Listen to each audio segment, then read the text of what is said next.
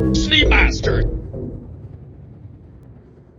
Hi everyone, Master here with a brief review of the RSI Scorpius Antares, and a comparison to the Scorpius. The Antares is an interdiction version of the Scorpius heavy fighter by RSI, designed to stop enemies by disabling their ships and preventing them from escaping by quantum travel. It was just released with patch 3.18 and is flyable now. The Antares has the same shape as the Scorpius with the same dimensions of 24 meters long by 33 meters wide by 13 meters high with the wings open. It has a crew of 2, a pilot and a co-pilot. The Scorpius and the Antares have pretty decent cockpit visibility above and to the sides, but they have only 2 MFDs in the cockpit because the ships are designed to integrate with helmet heads-up displays to provide more info. This hasn't been implemented yet, but I hope to see that sometime next year. The co-pilot or gunner has very restricted views and even more restricted MFDs. The Scorpius gunner can look through the remote turret to see around. In the Antares, though, the co-pilot has no weapons or external view, but can access engineering as well as control the EMP and the jammer. Both variants have 2 size 2 shield generators, which help them withstand a decent amount of firepower. There are 2 size 1 hydrogen fuel tanks, 1 size 1 quantum fuel tank, and a size 1 quantum drive. These are somewhat small compared to other heavy fighters, but the Antares and Scorpius make up for this in speed.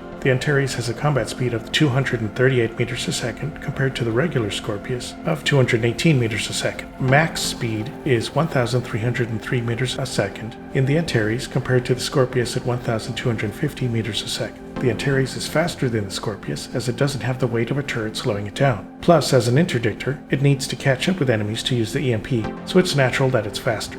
The Antares is not as agile as the Scorpius though, so it's not designed as much for dogfighting. The Scorpius and Antares have a crew stowage space of 3000K micro SCU, which is decent for a fighter, but remember, that's split for 2 crew members. There is no cargo space in either variant. Both variants come with 4 wings that have size 3 weapon hardpoints on them, and by default have size 2 gimbals with laser repeaters. You can of course remove the gimbals and put fixed size 3 guns if you want instead for a bigger punch. The wings close up for landing to fit in smaller landing bays when the landing gear comes out. When the wings are retracted, you cannot fire the guns. The wings can be destroyed by collisions or damage, so if you lose a wing, then you'll lose a gun. Having gimbals on the wings helps a lot when fighting quick fighters, as neither variant is as nimble as the smaller fighters. But if you go up against larger targets, just get fixed size 3 and you'll do tons of damage. The Scorpius has a turret on top that is remotely controlled by the gunner in back. This turret has 4 size 3 laser repeaters on it. The Antares replaces the turret with an EMP generator and a quantum jammer, so you can disable enemy ships and also prevent ships from escaping via quantum travel.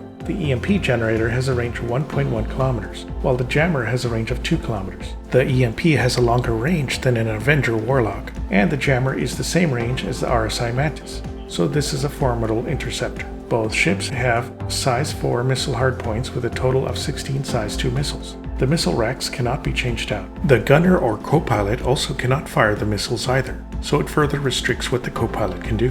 The Scorpius goes for $240 in time-limited sales, while the Antares goes for $230. Right now it's on sale, so you can get the Antares for $210 on War Bond with LTI. Concierge can get it for $210 War Bond with the Tiburon paint and LTI. Right now there are also double packs of the Scorpius and Antares for $400 War Bond, or $440 in store credit with 6 months insurance. There is also an RSI Flyables pack for $1,650 War Bond with LTI that comes with all flyable RSI ships except the Phoenix, or $1,825 in store credit with 6 months insurance.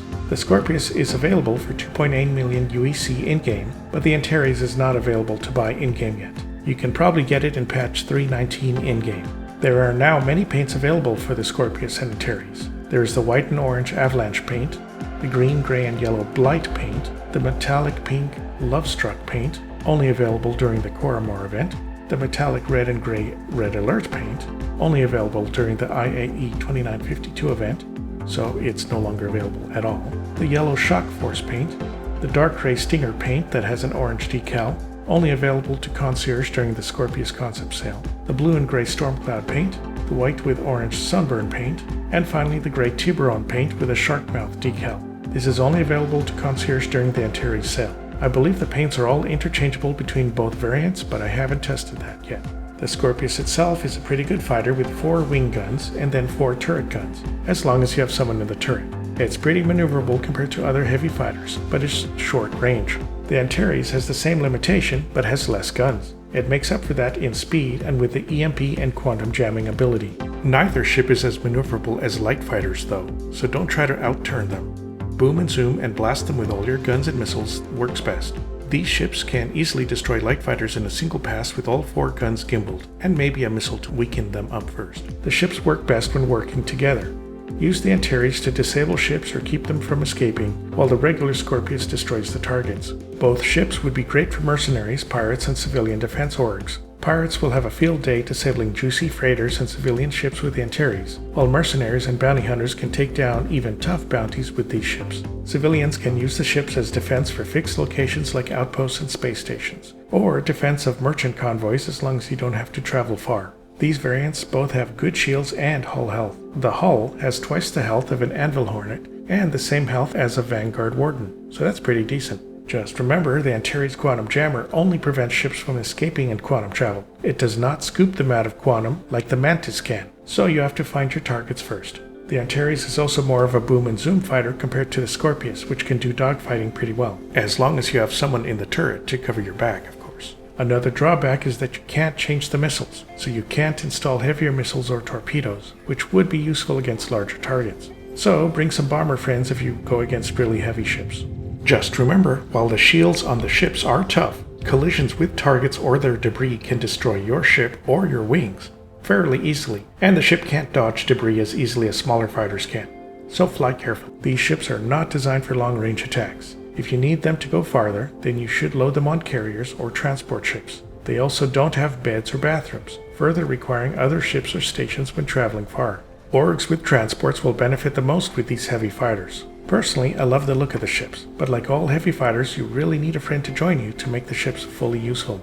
Alright, so that's the latest news for the Scorpius and Antares variants. Please like and subscribe if you enjoyed the video. You can use my referral code if you decide to jump into Star Citizen, and you'll get 5,000 extra in-game credits. Here's a big thank you to my current patrons. I have a Patreon going for $3 a month. All patrons will have their names listed at the end of my videos and get first pick on the next item I will cover. So feel free to sign up and let me know what you'd like to see next.